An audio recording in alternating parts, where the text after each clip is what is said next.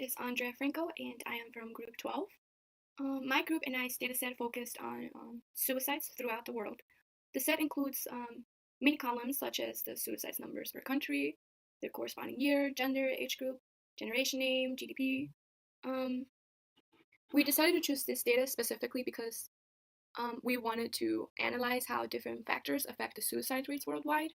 Knowing the effects of these factors, we can work through trying to keep them as low as possible.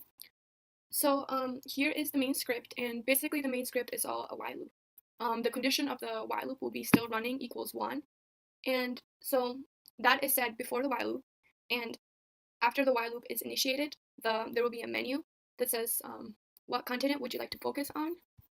So I'm going to run it. So the first thing that will pop up for the user is a menu.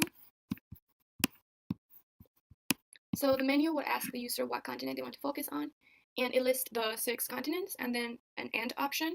And after the user picks one of the options of the menu, there will be a switch case, and the switch case will have 2 cases, one of them being all the options of the continents, and the last one would be the case for the option AND. And essentially, this while loop will keep on running until the user clicks end. If the user clicks end, I'll show you. So here's the case. Here's the case. And if the user picks end, the condition statement of still running equals to 1 will be changed. Therefore, the condition will be false and the while loop will break. So next up, I'm going to talk about how the case for all the options of any of the 6 continents. So going back to the switch case, depending doesn't matter what continent the user picks. Let's say they pick North America. That answer will be sent to the first user-defined function called continent arrange. And so this function will first of all load all the data, and then using a for loop, it will go through the column of the data that has all the continents and string compare it to the chosen continent in the previous menu. And that chosen continent is the input to this user-defined function. So once it compares all the continent entries in the dataset, the output will be a matrix with all the datasets from that chosen continent. So then, once that happens, the user will then be prompted with the second menu. And in this second menu, the user can choose any of these options for the continent that they had previously picked. So then, depending on what choice the user makes in this menu, there will be the second switch case. So there's a case for every single option, and next up I will be going through every single case. So if the user were to pick the suicides and population observations option, then that's case number 1. In that case, there's 2 user-defined functions. So the first one is the suicide rate mean function, and this function will take as an input the continent matrix, and it will index out the column that has the suicide numbers and the population numbers. Then it will sort them corresponding to the suicide numbers from least to greatest. And then they will be side by side in a matrix. So then this function prompts the user with a menu, and they can actually see one of 2 options. They can either see the top 5 highest suicides with their corresponding population, or the mean suicides per 100K population. So then, depending on what the user picks, there's a switch case for that.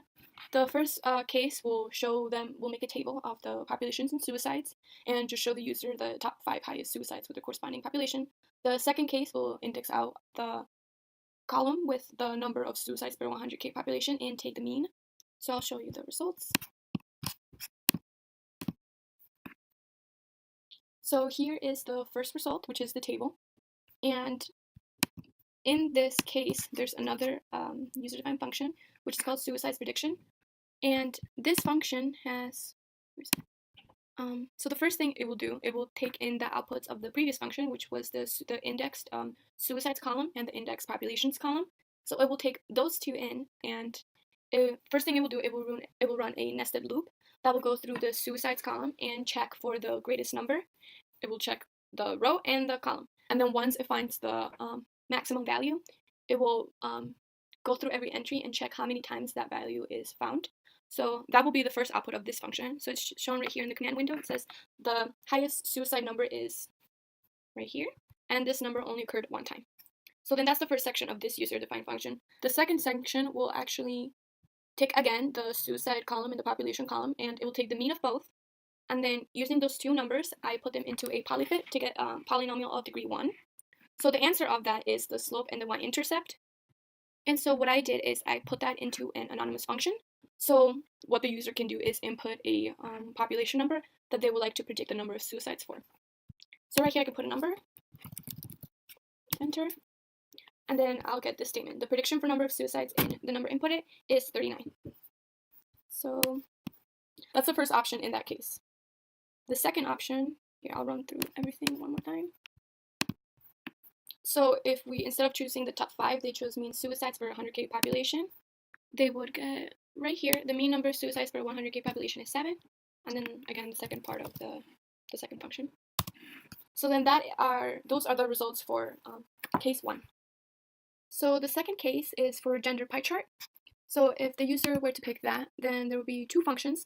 The first function will index out from the continent matrix the column with all the genders, and using in a for loop, there will be two for loops, and each one will be for one for female, one for male, and then we'll go through that row and string compare it to male, and then the second one for female.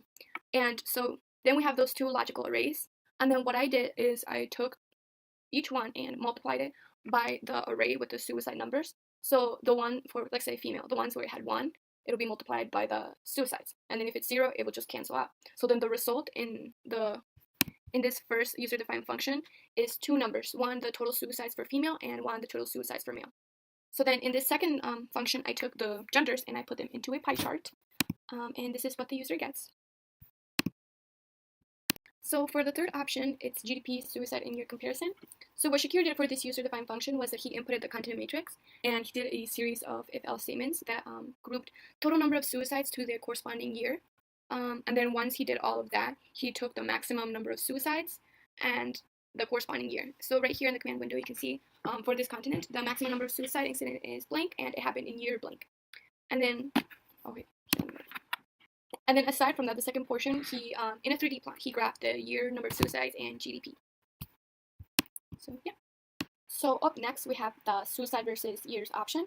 And so this user-defined function basically uses the map containers. So basically what this does is that it takes key sets, which for this function is the years. So it takes every individual unique year, and then it also takes the suicide numbers column, which will be the values, and it assigns it to the corresponding year. And then using a for loop too, we were able to add up all the suicide numbers to get the total for each year. So here, I'll run it.